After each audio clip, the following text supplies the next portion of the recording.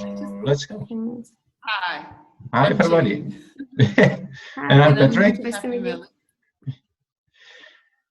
And Jane is in charge of the topic of this Happy Melly coffee. Ooh, wow. So that's a big word. That's a big word. Charge of the Happy Melly coffee. One of the two. Jane posted the question that we will throw up for discussion. So, Martin, welcome. Marina, welcome. Marianne, welcome. And Jane, shoot your question. Okay, I can start. Okay, so my question was basically how in the workplace have you found to regenerate or revive morale, especially when it's been a number of years, a long period where coworkers, employees, friends have had very low morale, haven't had a lot of maybe evidence around them in our workplace that would make them have hope for better days in the workplace. So, you know, I thought Happy Melly was definitely a great place to try to get some ideas on what things you can do to reinvigorate your coworkers and your peers. That's the topic.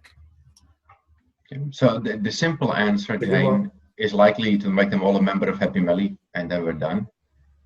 But right, there might be some other tricks to that, no? Yeah, I'm very doubtful that majority of them would join. If I get at least my inner circle, which I wouldn't call it an inner circle, but the peers that I have the most contact with, and I'm probably thus have had the opportunity to know my style of being a little bit more open and direct about anything, even in the workplace.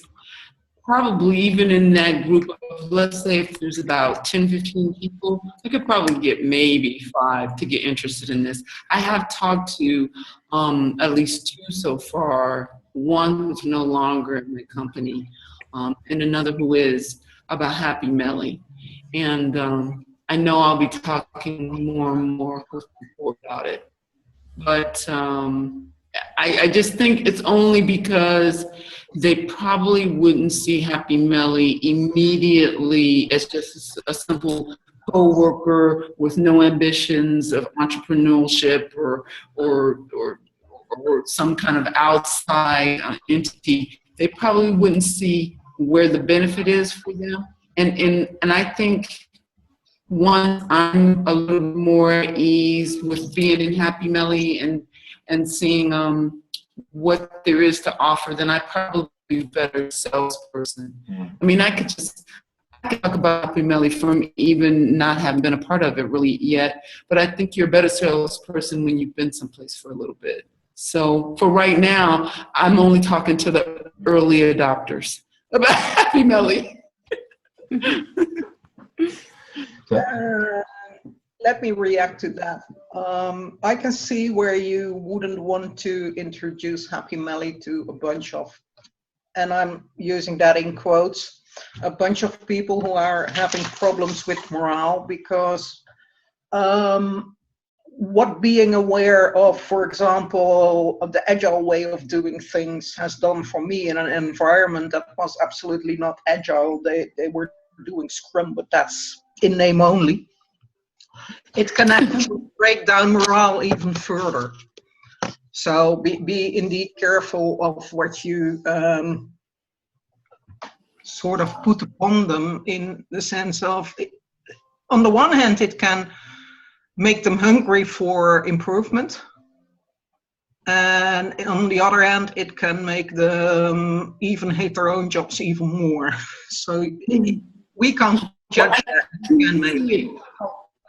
I was going to say, I can see, even as you're giving that a bit of advice, how it could be devised even, in the sense of, at least here, not most people are not aware of Agile, what it is, what's involved in, and those that are will only associate it with the development side of the house, and immediately that puts a separation between those that develop and those that don't. You know, so why, when you talk, you know, I think if I talk to at least Agile, but as I'm not really, like I said, I haven't gotten to start using some of Happy Melly's products yet, and other things that Happy Melly offers, which possibly don't have a whole, I don't want to say a whole lot to do with Agile, but that are broader than just Agile. And those artifacts I probably could introduce, but I need to get to know them better. So, Jane, can I ask you a question? Yeah. Can I ask a question? When you post a question, you post a question because you have specific people in mind, or is it more like a general feeling throughout the whole company? I just had, like I shared on Slack, on our Slack channels, I just had my evaluation today. After, it's an annual evaluation, but which I haven't had since 2014. Anyway, so it was a multiple year evaluation, we'll call it. And one of the things, because I have a certain level of relationship with my supervisor where he trusts me for certain types of information and being able to share with each other on certain things, one of the things we discussed is examples of individuals who typify some of the problems that we're having morale-wise in the company.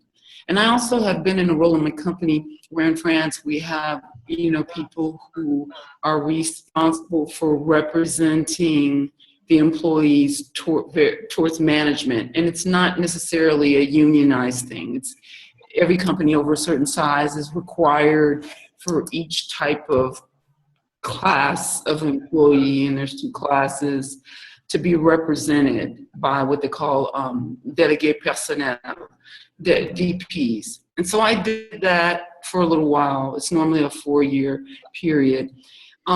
And so you get really exposed to what the problems are with individuals and overall in the company. And one of the things that I see is, after the number of years I've been here, and I've been here since 2008, is you wonder, how can you convince people who have been here that long, and some even longer than me, who have seen the same type of way of doing things? How do you re-encourage them? Now, one of the things that I've been trying to do is myself be an example of, I was on the high, I was on the low, and now I'm kind of mellowed out, and how I got there. So that's one thing I can do, is just be an example that you can have hope, even in what seems like a hopeless situation.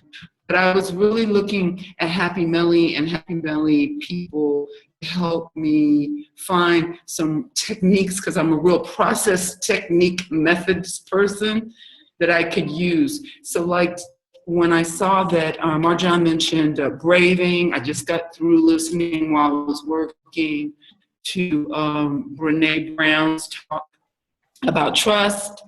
I've previously read some things by Pat Lencioni on how you develop teams. It's been difficult trying to implement that here, but I do at least try so interpersonally and in the small teams that I have contact with. Can I ask a question? That's kind of what has led to the discouragement of these people? A culture that has been long lacking in transparency, that remains, has difficulty with, I don't know how to say this anymore in English, with once giving responsibility to people, allowing them to be responsible. investing in them in a human aspect, and even in a professionalization aspect. So is any of that changing for the better, and are the people that are a problem for morale just not buying it, or that's it. What? That's it. You can stop there. They're not buying it. They're not buying. Okay, the first part to the answer is yes. There are some signs that have taken lots of time to develop that we're improving in some areas, like communication since about 2010 has greatly improved on how much information is shared with everybody at the same level in the company. You could argue whether it's done well or not, but at least it's a big improvement from what I saw when I came. The type of information that's being shared annually by our most senior leaders is becoming more and more directly related to what the strategy of the company is. So what used to be like privileged information, you feel like you're getting exposed to some of it at least now, even if you're not in the middle management and upper management levels. We're relatively small companies, 130 people. So, you know, we only have like 3, if we were gonna cast our layers, maybe 3 layers. Yes, we have improvement, but no, do the majority of people, and especially the people who have been here the longest in the company, even more time than me, 10, 15 years plus, do the majority of them believe it? No. And the newer generation that's come on within the last 2-3 years definitely isn't buying it. It's sort of like, when we see it, we'll believe it. I think could it be that the newer generations are giving your management the benefit of the doubt, where the older generations are in a situation where they're saying, well, I'll wait this one out. We've seen attempts before and nothing came of it. And so maybe it's another easy answer, but maybe patience is what is required here. And maybe just talking with them about their doubts. You know, I was wondering, if this is a time where, especially after I had the discussion with my boss today, where when in Happy Melly in Slack channels, 2 people shared, like I said, brain, and then Jorgen brought up impact mapping in order to reply to a question somebody else asked, and I thought, that could maybe help in our area too, because I know that a lot of these people, in addition to, you know, just this overall feeling of we'll wait and see, is what value do I have? Nobody values me. And so I thought, well, what if, you know, I share with my boss, who kind of has an influence on some of the other bosses in the company, they might think about, why don't we do an exercise on impact map to see where each of our teams value lies, and then share back with them, kind of get the bosses to relate back to us in a different way than they have, which is only during annual performance, or only when there's a problem, or only if you insist. Only when there is. Oh gosh. Marianne, can I stop you for a second? I'd just like to hear if Martin or Marina, do you have any experience with these situations? Well, I have been in a big company before the company I'm now, and it's been like what is saying Jane, because it was 300 people in the office, and I barely knew half of them. I knew the technical team, and when I started, I started in a team, and I was put in this team to make them use Agile better and use another techniques, more technological techniques. And in this team, there were all people that was in that company for about 3 or 4 years ago, and they were all bored from the company. It's like, I don't want to do anything more than a minute more than I have to do. They were doing nothing. They were, I don't know. Actively disengaged. Yeah, very, very disengaged. And we were trying with Ejar and with retrospectives in the time and doing some after work beers and some meetings. And we were about half of the team was better engaged. The other half, with the time, has gone to another companies. But the half that stays, it creates a good team. But it's something that when you lose the trust for something, it's very hard to get to trust it again.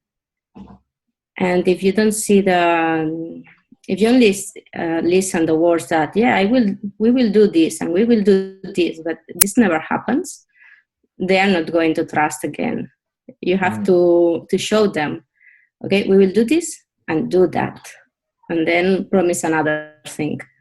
But I think that they have to be patient and wait that these things come, and then maybe the trust will be again in the team.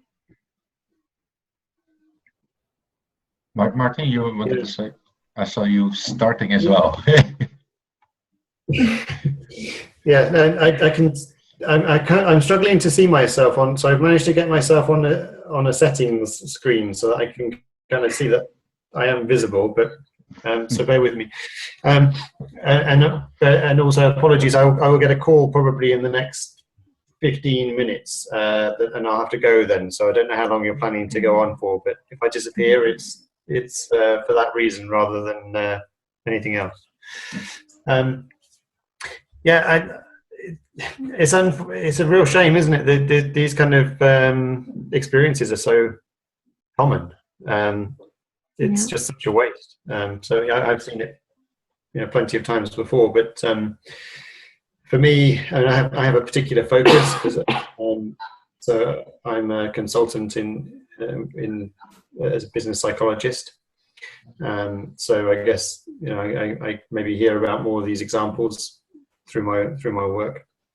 But the approach that we often take is to help focus people on strengths, because it's very much more energizing having those conversations. It's so much easy. It's too easy for everyone to focus on weaknesses and the things that need to be improved, because that's the natural thing to do. You look for the deficits, and especially with a competency model in organizations with performance reviews, it's a natural thing to sort of see that metric and just focus attention on what needs to be fixed and what needs to be better.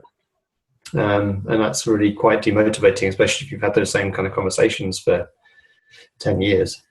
And I guess too often managers just forget what it's like to be on the other side of the exchange, and forget that everybody needs that sense of appreciation.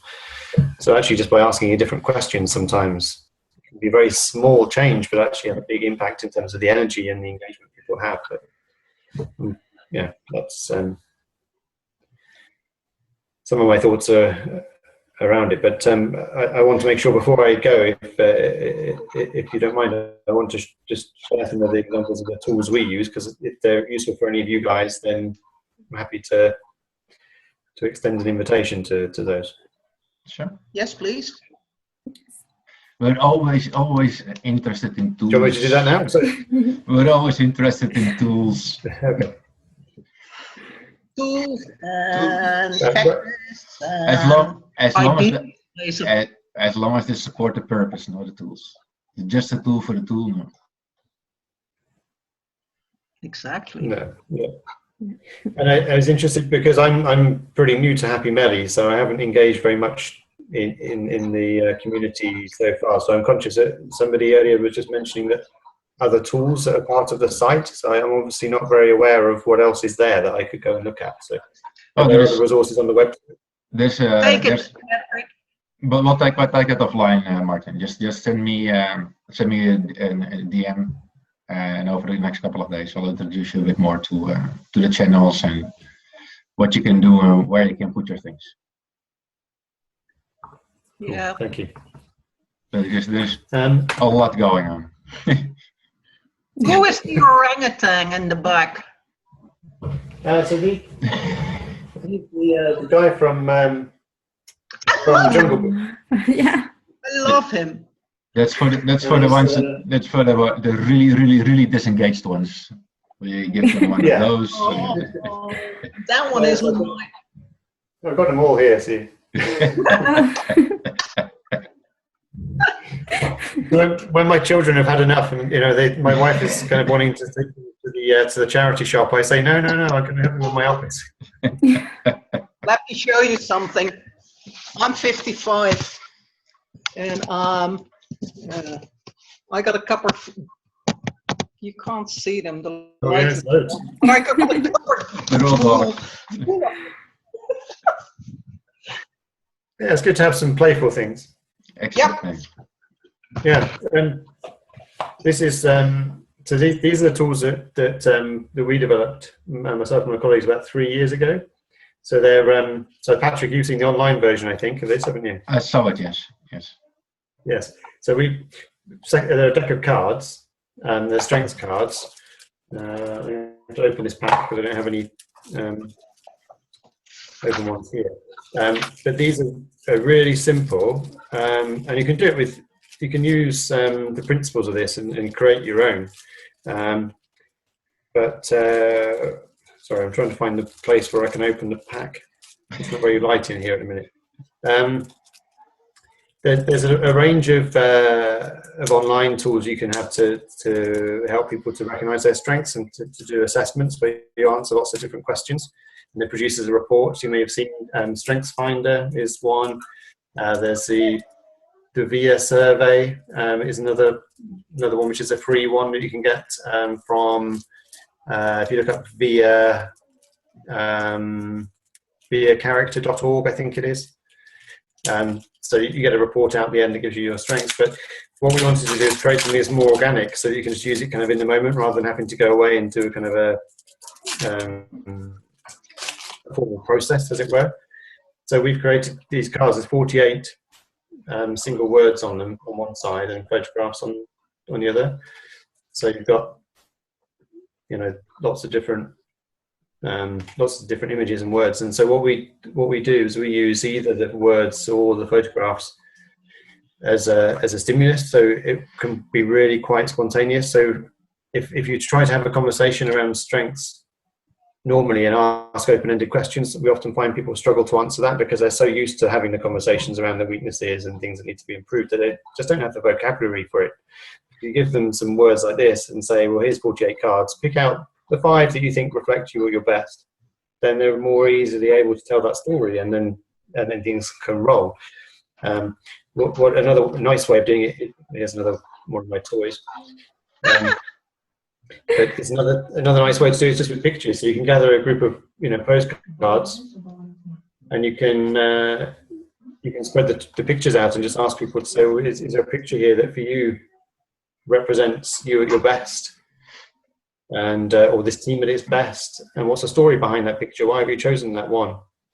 So there's lots of different ways to do it, but we find that very, very quickly you can get some really positive energy and some very, very valuable feedback to each other. So the most impactful ways we've used these cards is to get people to say what they appreciate in each other. It's something that just in the normal day-to-day management experience or the performance reviews at the end of the year, although you like to think that they could include that kind of focus, often they don't. So to take the time out just to have a bit of a conversation, say, let's just stop for a few minutes and say, what do we appreciate in each other, and collectively, what are our strengths, is a really energizing thing. And there's lots of different ways you can do that, but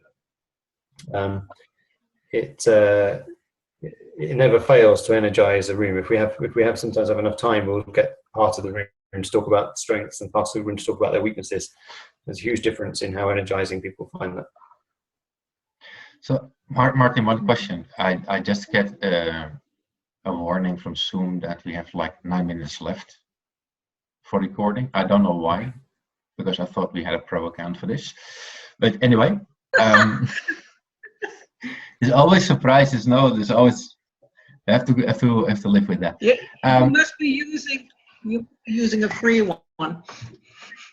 I'm supposed to be an admin for this thing for Happy Melly, so I should be allowed to record a bit longer. But nevertheless, just wondering, because Jane, I think she had a bad connection, so she dropped off. Is there a way to, with some people that want to, guided or facilitated by you, to take this online once, so you can online with your tool at hand, take people through and let people select nice things for each other? Is that something we can organize? Yes. So I didn't hear the first part of that because my connection was dropping off. But so you're asking about the online version of these cards, yeah? Yeah. I was just wondering if because we're all remote, nobody's exactly in the same location. But Yeah, if Jane's interested, and other people are interested, to do one session with the online version of the application, of the tool, so that you can guide the people a bit on this works like that, this works like that. Here's where we focus normally. Yeah, sure. Yeah, absolutely. Yes, yeah. So I mean, if you want to look at the online version, if you go to atmybest.com, there's a free self-reflection tool that you can use to kind of look at the cards and think about your own strengths, so you can guide people to that. But that's just for self-reflection. If you want to then get feedback from other people, so if you can, with your online tool, you can invite up to 12 others to give you feedback on the strengths they see in you. But that's a paid-for service. But I'm happy for you guys, as long as you don't share it too widely, I'm happy to send a code to you guys so that you can have a play with that, or use that with one or two of your teams, if you think that might be a useful tool to help. Because it's a new thing for us, so we're always keen to get feedback on how well it works. But obviously the online tools like that, they're much more structured because they have to be by their nature, I guess. There's something that's nice with the cards. If you are working with a team that are together, it's nice to kind of use something where you can stand around a table together and you can use something tactile, I think, because that helps to bring it's the in the moment spontaneity and the appreciation that can really help to build the bonds. But the online tool can help to do that, but it's best if you can then follow that up, I guess, with some kind of interactive session where people can bring their stories to life and say, well, okay, now we've got a bit of a better understanding of the strengths within the team, and how can we make the best of those? Because you've got to then move it forward, haven't you, to say, well, so what's going to be different if we've been disengaged for the last year or more? Then what can we help? How can we help each other to be our best? Yeah, and I think a message for Jane, because I think she'll probably be watching the recording for the part that she missed, is what Joel Spolsky calls creating a pocket of excellence. Get her to focus on her own team and her own manager and maybe what he can influence, and leave the rest of the company to the rest of the company. Once you get it going inside your own little pocket of excellence, then maybe people are going to swing around and say, hey, hang on, I want a bit of that. And it can spread like that instead of trying to take on the whole company at once. Absolutely. Yeah. That was just something I wanted to convey to Jane. It's a good idea. Yeah, I read not too long ago a book about organizational change, and they say a bit the same. You change in circles of 10. So you change the first 10 people. The first 10 people become the ambassadors that take on another 10 people, and like that it ripples out through the organization, rather than trying to get everybody on board to start with. Because you spend your time trying to align people, and you will always find people that don't fit in, are not ready for it. The people are individuals. Yeah, and especially people who have been disengaged for a very long time. Yeah. You're not going to energize them or telling them to energize. Sorry. You're And, looking. So you're looking. no, you're at, not disengaged. Not You're here. not disengaged. Not here. No, that's true. That's true. I'm half disengaged and half engaged at work at the moment. So,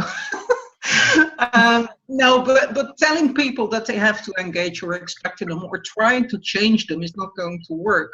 No. You have to change yourself, and the managers that want to get people engaged, they have to change themselves and give the others something else to respond to. Hi, Jane is back. Hi. You'll have to watch the recording, dear, because Martin has been sharing something terrific, and I just gave you some advice, but you weren't there to hear it, so I figured that I have to hear it later. I'm so sorry. I don't know what happened. I told you that. You're back in time to say goodbye. goodbye. To say goodbye. To say bye. Gosh, my system wouldn't come back up. I rebooted. I said, okay, let me run across the street and go and get some better internet. And here, got my little glass ready. Okay. I have to go to a bar. It's clearly the time that we stop the. It's turning in, and it's something more than just coffee today, you know. Which is okay. Yeah. Patrick. But to sum up, what were some of the good snippets that I missed as far as things that I could do or I can share? Yeah, just fast forward to where you broke off, because the recording will show exactly 4 people in the room where you broke off, and just fast forward to there and then take it from there. Oh, okay. That should help. Exactly. Patrick, Yes. if you have the title of that book, can you please post it either here in the chat or in Happy Melly? Oh, is that in the bar? Oh. I will post the title of the book. I will post the title of the book. Thank you. Thanks. Once I have the recording up, I will let everybody know, and then I will post the title of the book with that. It's written by a Dutch lady, by the way, especially for you, Marjan. the Dutch again. It's the Dutch again. She's Dutch. Yes. The author is Dutch. Yeah, sorry, I'm Dutch. It's okay. One question about the videos is, where are they located so that so you can access them? You will get a message. They're on YouTube. We have a Happy Melly Coffee channel on YouTube. So once this is finished, it converts the recording. Then I stick a front and a back end on it. I'll upload it to YouTube and let everybody know that's there. Okay. It will likely be tomorrow morning, but you will get it. No, we've been living with this for a number of years. One day won't make a difference. Okay. I'm so sorry. Like I said, I have no idea what happened. I just totally lost internet and couldn't reconnect. So, okay. Thank you. Thanks all. And bye-bye. And Martin, be sure you send me a DM. Bye-bye. We can chat a bit more. Okay. Cool. Thank you.